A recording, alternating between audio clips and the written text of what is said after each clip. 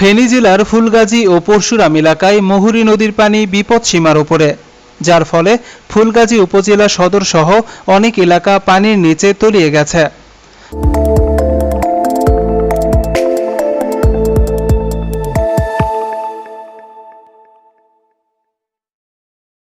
পানি সম্পদ মন্ত্রণালয়ের মাননীয় প্রতিমন্ত্রী জনাব জাহিদ ফারুক এমপি মহোদয় বলেন, সরকার থেকে সব ধরনের ব্যবস্থা নেওয়া হবে।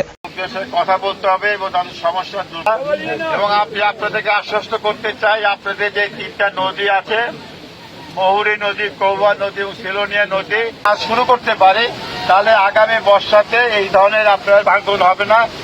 জনগণকে অনুরোধ করেছেন ধৈর্য সহকারে পরিস্থিতি মোকাবেলা করার জন্য। সেই সাথে তিনি বন্যা কবলিত বিভিন্ন স্থান পরিদর্শন করেন এবং প্রয়োজনীয় ব্যবস্থা গ্রহণের জন্য সংশ্লিষ্টদের নির্দেশনা প্রদান করেন। আমাদের উজানে যখন এ সময়ে ফেনী 1 আসনের মাননীয় সংসদ সদস্য আলাউদ্দিন আহমেদ চৌধুরী নাসিম এমপি, মাননীয় প্রধানমন্ত্রী জননেত্রী শেখ হাসিনার নেতৃত্বে বাংলাদেশ আজকে দরিদ্র দেশ থেকে আজকে আমরা উন্নয়নশীল দেশে এসে পৌঁছেছি। আমরা 41 সালের ভিতরে সমৃদ্ধ। জেলা প্রশাসক মোসাম্মদ শাহিনা আক্তার সহ সংশ্লিষ্ট কর্মকর্তারা উপস্থিত ছিলেন। মাননীয় প্রধানমন্ত্রীর নির্দেশনা হলো দুর্দশাগ্রস্ত এলাকার লোকজনের মুখে হাসি ফুটাতে হবে।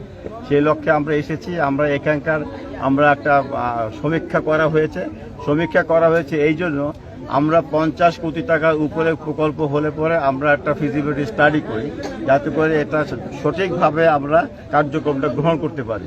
আমার ফিজিবিলিটি স্টাডি শেষ হয়ে গিয়েছে। আমরা সপ্তাহখানেকের ভিতরে আমরা কপি পেয়ে যাব। আমরা চিফ ইঞ্জিনিয়ারকে বলেছি যে টিপিবি প্রণয়ন করতে আগামী 2 মাসের ভিতরে আমরা এটা থেকে উঠানোর চেষ্টা করব। আমাদের ইচ্ছা হলো আগামী বর্ষা মৌসুমের আগেই আমরা এখানে কাজ শুরু করব। কিন্তু আপনাদের প্রতি অনুরোধ থাকবে যে আপনারা এই সংসদ সদস্যের সঙ্গে থাকবেন। আশ্বস্ত করতে চাই যে আগামী বছরের বর্ষা মৌসুমে এই ধরনের আর আপনাদের প্লাবিত হবেন না। আমরা এই এলাকাকে একটা সহনীয় পর্যায়ে আনতে সক্ষম হব।